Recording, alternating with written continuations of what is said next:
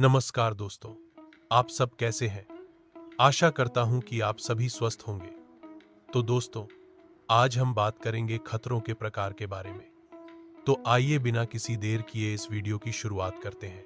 खतरों को पहचानना सुरक्षित वातावरण बनाने के लिए आवश्यक है। खतरों से बचाव के उपाय करके सुरक्षित वातावरण बनाया जा सकता है। सुरक्षित वातावरण में दुर्घटनाओं और चोटों की संभावना कम हो जाती है। खतरों से बचाव के उपायों में सुरक्षा नियमों का पालन करना शामिल है। सुरक्षा नियमों का पालन करके हम सभी एक सुरक्षित वातावरण बनाने में योगदान कर सकते हैं। शारीरिक खतरों में शोर, कंपन और अत्यधिक तापमान शामिल है। मशीन गार्ड की कमी भी एक शारीरिक खतरा है।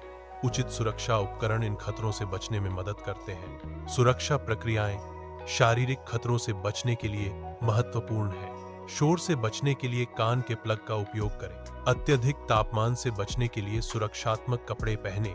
रासायनिक खतरों में ज्वलनशील तरल पदार्थ शामिल हैं, जो आग का खतरा पैदा करते हैं। विभिन्न गैसें भी रासायनिक खतरे का प्रतिनिधित्व करती हैं, जिनमें से कुछ जहरीली या संक्षारक होती हैं। विषाक्त रसायन स्वास्थ्य के लिए गंभीर खतरा पैदा करते हैं, जिससे तत्काल या दीर्घकालिक प्रभाव हो सकते हैं। धुएं और धूल भी रासायनिक खतरे पैदा करते हैं, खासकर अगर सांस में लिया जाए। इन रासायनिक खतरों से निपटने के लिए उचित हैंडलिंग और भंडारण प्रक्रियाएं आवश्यक हैं। जैविक खतरों में बैक्टीरिया, वायरस और कवक जैसे सूक्ष्मजीव शामिल हैं। कीड़े और रक्तजनित रोग भी जैविक खतरों का हिस्सा हैं। उचित स्वच्छता जैविक खतरों से बचने के लिए आवश्यक है। संक्रमण नियंत्रण प्रक्रियाएं जैविक खतरों के जोखिम को कम करती हैं। व्यक्तिगत सुरक्षा उपकरण पीपीई जैविक खतरों से सुरक्षा प्रदान करते हैं। जैविक खतरों से बचाव के लिए उचित प्रक्रिया का पालन करना महत्वपूर्ण है। एर्गोनोमिक खतरे गलत मुद्रा में काम करने से उत्पन्न हो सकते हैं। भारी सामान उठाने से भी एर्गोनोमिक खतरे उत्पन्न हो सकते हैं। दोहराव गति से चोट लगना भी एक एर्गोनोमिक खतरा है। उचित एर्गोनोमिक डिजाइन इन खतरों से बचने में मदद करता है। एर्गोनोमिक प्रशिक्षण कर्मचारियों को सही मुद्रा और तकनीक सिखाता है। उचित एर्गोनोमिक उपायों से कार्यस्थल को सुरक्षित बनाया जा सकता है।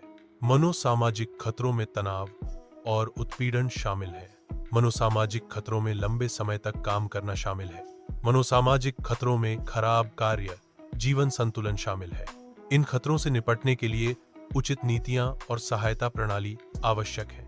विद्युत खतरों में बिजली का झटका लगने का खतरा शामिल है। विद्युत खतरों में शॉर्ट सर्किट का जोखिम शामिल है।